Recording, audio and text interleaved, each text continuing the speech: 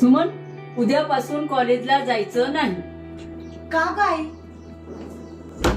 सांगितलं ना एकदा, उद्यापासून बाहेर फिरणं बंद.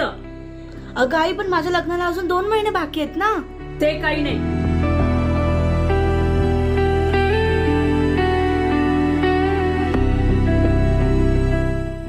हॅलो हॅलो पूजा. हा बोल ग सुमन. मला खूप त्रास होतोय ग. ऐक ना, मला त्या गोळ्या आणून देशील का तू? कारण आईने मला घराच्या बाहेर जायला नाही सांगितलंय ग. आणि आता मला बिलकुल राहत नाही, मला खूप त्रास होतोय. कोणत्या गोळ्या? अगं त्या गोळ्या नाही का ज्या आपण त्या मुलांकडून घेतो, प्लीज आणून दे ना. खूप त्रास होतोय मला, माझी चिडचिड होतीये खूप. बरं ठीक आहे, थांब बघते मी मिळतात का. हा हा ठीक आहे, चालेल, लवकर आण.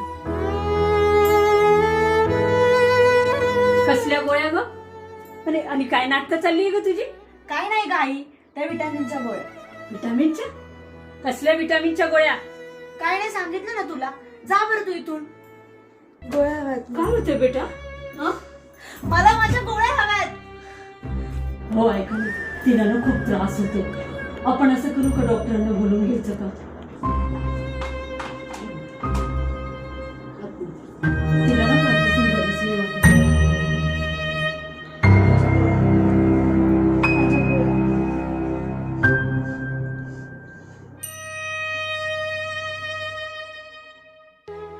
सुमन नशेच्या आहारी गेली.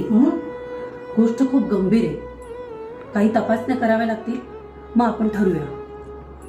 आणि मला असं वाटतंय सुमन प्रेग्नेंट आहे. झालं तुमच्या मनासारखं? शहरातल्या कॉलेजमध्ये टाकायचं. आणि पहिल्यापासून तुम्हाला सांगत होतो की गावातल्या कॉलेजकडे टाका, पण नाही, तुम्हाला शहरातलीच कॉलेज हवी. अरे, त्या शहरातल्या कॉलेजमध्ये मुलं मुली कसे बसतात, कसे राहतात, कशी नशा करतात हे मला माहिती आहे. आणि आपली सुमन, अरे आपली सुमन ते नशेच्या आहारी गेली, तर मुलांबरोबर बसून नशा करते, दारू पिते. हे मला पहिल्यापासून माहिती होतं. तुम्हाला हे बरेच वेळा बोललो, पण नाही, तुम्ही माझं कधी ऐकणार हो? हे सुमनचे बरेचसे व्हिडिओ माझ्याकडे, त्या मुलांबरोबर बसून नशा केलेली. पण तुम्हाला टेन्शन नको ना, म्हणून मी काही बोललो नाही. अरे, हल्ली मुलं मुली एन्जॉय करतात म्हणून मी लक्ष नाही दिलं. लाडाची लेख ना तुमची. काय दिवे लावले बघा.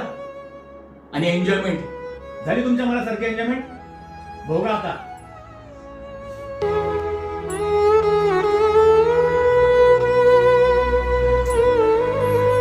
सुमन कुठे आहे काकू? आहे.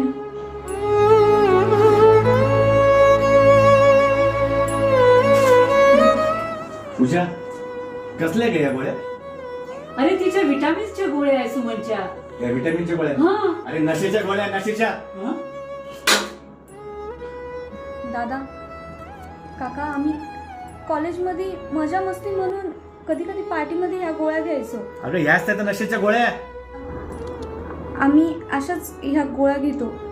कधी कधी कुठले एखादा मुलगा येतो, ह्या गोळ्या म्हणून तो आम्हाला हे देतो, पार्टीला घेऊन जातो. तिथे अशाच मुली सिगरेट, दारू वगैरे असं काही ना काही करत राहतं. पण नंतर काय होतं आम्हाला नाही लक्षात राहत, काहीच समजत नाही.